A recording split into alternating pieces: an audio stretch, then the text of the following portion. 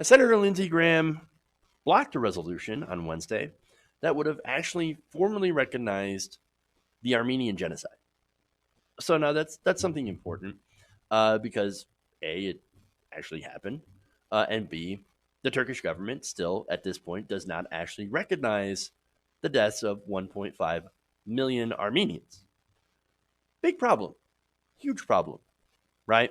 So now this was offered by Senator Robert Menendez. Now, he had asked for consent to pass a resolution that would have provided official recognition and remembrance to the Armenian genocide. He said the United States foreign policy must reflect an honest accounting of human rights abuses, crimes against humanity, ethnic cleansing, and genocide. We cannot turn our backs on the Armenian victims of genocide. So, look, he's right. We shouldn't. And in fact, there's a lot of things that we in the United States need to own up for. For example, Trail of Tears, what we did to the Native Americans, and also all the different coups that we have actually helped set up and actually instigate in South America. Look, our hands are not clean. That's all I'm trying to say. And so, look, if you're to say, look, yeah, it's great that we, honor and well, not honor, but that we actually recognize the Armenian genocide, that it actually happened, um, and work to better ourselves because we are not great either. Well, okay, that's fair, right? I think Ilhan Omar kind of had that stance where she's like, "Look, I'm not going to vote for this, even though I, of course, know that it happened.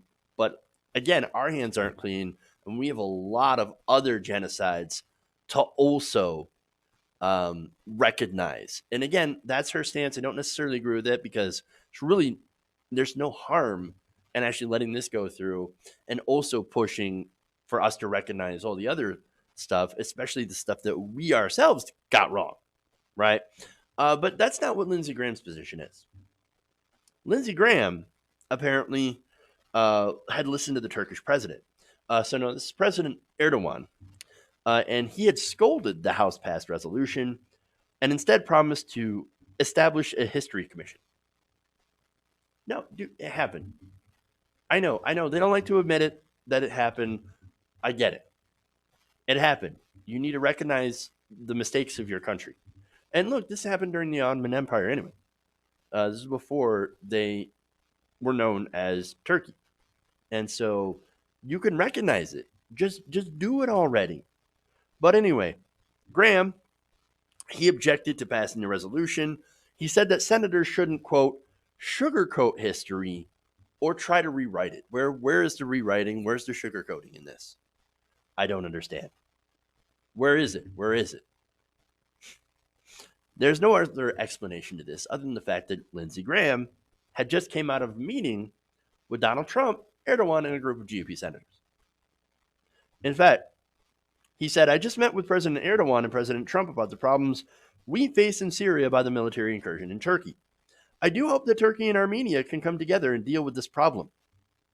Well, the fact that there is no official recognition of the Armenian genocide on the part of Turkey, I think that has a lot of Armenians saying, well, we don't exactly want to work with you guys when it comes to Syria. Not on this issue. So, this, look, part of this, I think, is a way to pressure our allies because Turkey is our ally, the second biggest army in NATO. And so they do have an important role to play in that part of the world. And look, they still need to fess up to some of the stuff that they had actually done. Just like, again, the United States also needs to do the same thing. Again, nobody's perfect, right? And every country that I know of, at least, has done terrible things to other countries. And so, but anyway, now, Graham said that he was objecting, not because of the past, but because of the future. So what does that mean?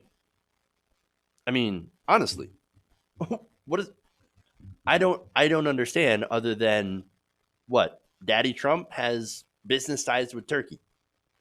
And maybe because of those business ties, And this is why presidents need to divest from their business and not create these conflicts of interest.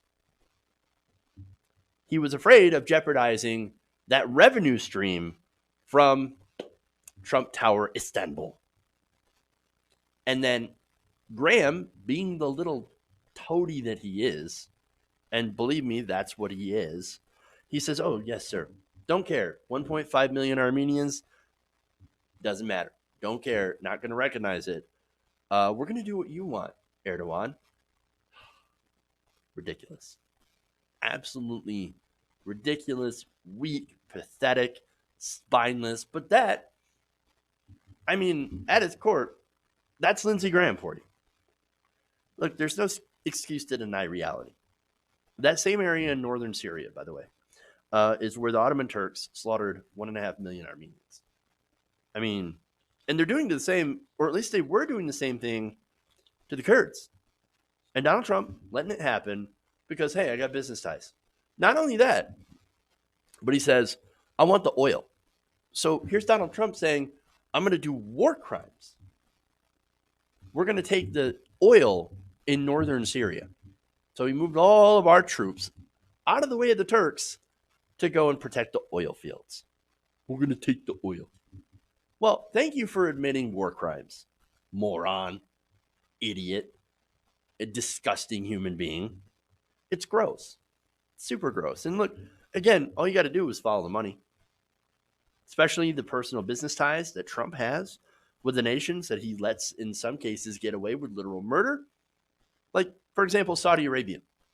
Look at that. Look at what they do. Literally murdered a Washington Post journalist. By the way, in Turkey. And Donald Trump says, not going to look at it. Don't care. You know why? Business ties. Always business ties. Nothing matters except for cold, hard cash. As for Lindsey, no, nothing matters for him except for more war. Remember, the only reason that he didn't want to pull out of that area is not because he gave a crap about the Kurds. No, it's because he wanted to continue war. Endless war. That's what Lindsey Graham's about. And he's got to balance that now with the approval of his new daddy, Donald Trump.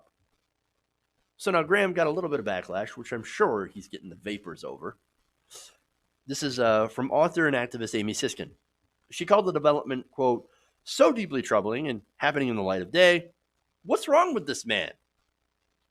Amy, do you have a few hours? Maybe a fainting couch? We'll talk. Hit me up. We'll talk about all of Lindsey Graham's problems. Right? Novelist Chris Bojalian branded Graham's action as utterly spineless and despicable. By the way, that fainting couch, that's for Lindsey. Just to let you know. But okay, yes, spineless and despicable 100%. And the thing about not having a spine is it tends to make one morally and physically pliable, which in the case of Lindsey Graham helps out when you have to pretzel yourself in order to defend Donald Trump and continue to push for more war. That's who Lindsey Graham is. Hey guys, hopefully you enjoyed that free video. Now I'm going to have to ask you a favor. Between the demonetization and the YouTube algorithm messing around with view counts, etc., we're having a hard time adjusting to the new YouTube reality, which is where you guys come in. See, we have a Patreon, patreon.com/TYTNation, set up to help us rely on you guys, the viewers, instead of big corporate ads. Look, you know the show. You know how I'm not in favor of big corporations anyway. So help us transition away from relying on the ad model to pay the bills and sign up to be a patron, patreon.com/TYTNation. That goes a long way to help us keep the lights on. And you guys will know that you're supporting independent, progressive media.